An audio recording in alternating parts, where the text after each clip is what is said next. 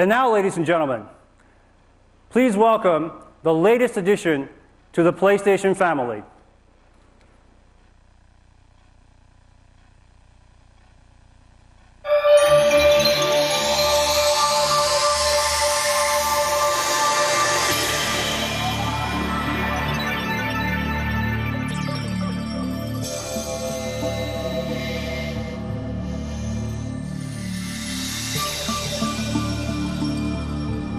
Испокон веков людям хотелось всего две вещи – хлеба и зрелищ. С приходом 20 века с едой мы разобрались и начали постигать электронику. Да и такими темпами, что в 1970-х Atari выпускает одну из первых домашних игровых консолей – Atari 2600, на которой можно было играть в пинг-понг или Пакмана, а уже в 1983 году выходит всем известная Dendy, а точнее Nintendo Famicom. И все вроде бы неплохо, человек мог сидеть дома и под теплым пледиком холодным декабрьским вечерком играть в приключения братьев Марио. Но людям всегда хотелось одного, чтобы можно было развлекаться везде, где угодно, в любой точке мира. И раньше для этого были разные средства, например, разные напитки, например, пиво, разные точки с играми типа тира и подобного, но человеку просто хотелось сидеть, например, где-нибудь в любимом месте, у фонтана писающего мальчика и играть в игру про водопроводчиков. В 1989 году эта мечта сбывается, появляется всеми любимый Game Boy от Nintendo. А в те времена их конкурентом была небезызвестная Sega, которая уже через год выпускает Sega Game Gear с цветным экраном и играми 16 бит. Рынок развивается очень стремительно, а технологии не стояли на месте, и мы перешли от каких-то коротких аркад к серьезным и осмысленным играм на дисках. О нет! Я же развивался! Или мне показалось? Если раньше мастодонтами на рынке цифровых развлечений были Nintendo и Sega, то каких-то жалких 10 лет спустя, а второй, как о серьезном конкуренте для Nintendo, начали забывать. А на сцену готовились входить две новые рок-звезды – Sony со своим PlayStation и Microsoft с Xbox. И вот в 1994 году мир увидит PlayStation 1 с новым, на тот момент, типом носителя данных – компакт-диском. Однако за ними будет будущее. На волне успеха PlayStation 1, Nintendo и Microsoft начинают шебуршать ручками и думать, а что же делать. В итоге так нашебуршали, что в один момент они стали тремя столпами консольного гейминга.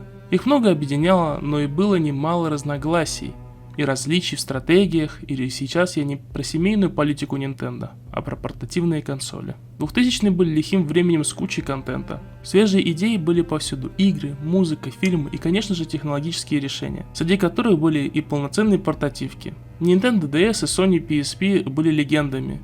И, мне кажется, на тот момент Nintendo поняли, куда будут двигаться тенденции на рынке развлечений еще тогда. Эпоха портативок тогда закончилась, так и не успев начаться. Sony сделала прогрессивную, но мало кому нужную PS Vita. Она у меня тоже была, и могу сказать, что ее просто никто не поддерживал. Что я имею в виду? В 2014 году, не знаю как в Москве, но в регионе, в M-Video просто не было картриджей на нее.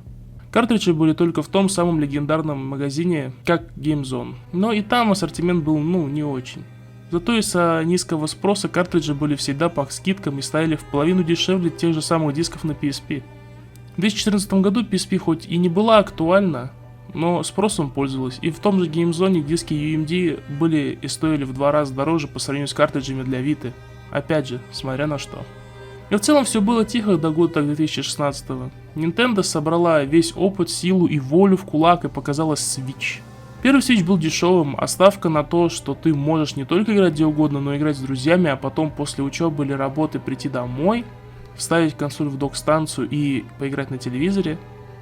Да, не все было гладко, станции мало пользовались, а игры портировались с ПК, включая старые игры.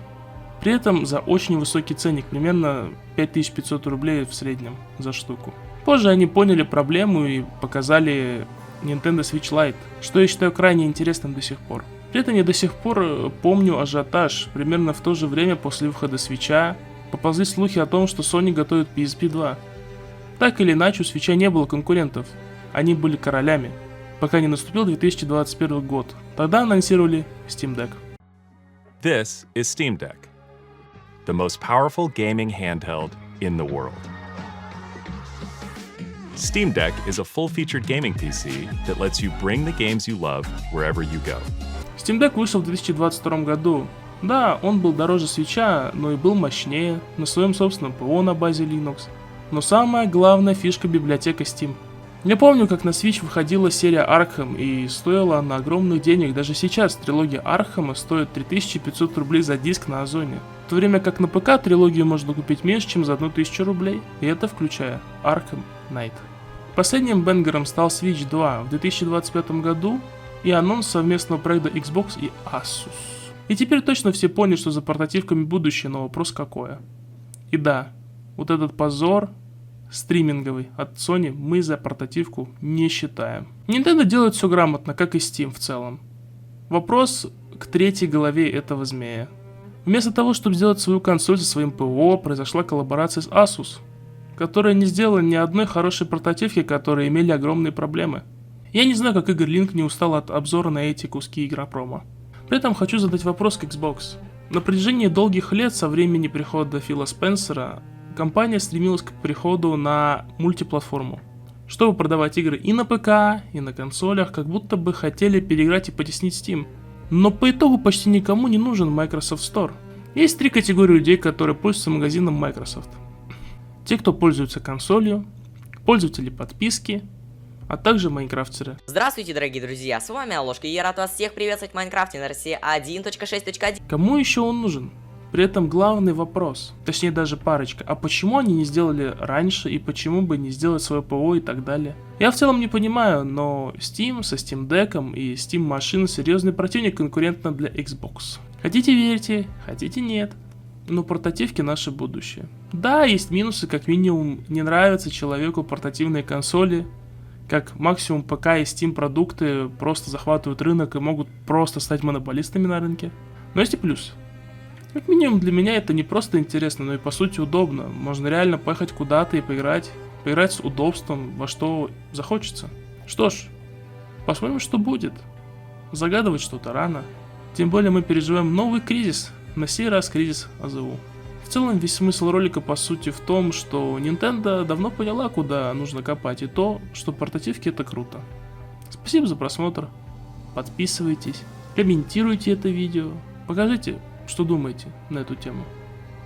Пока.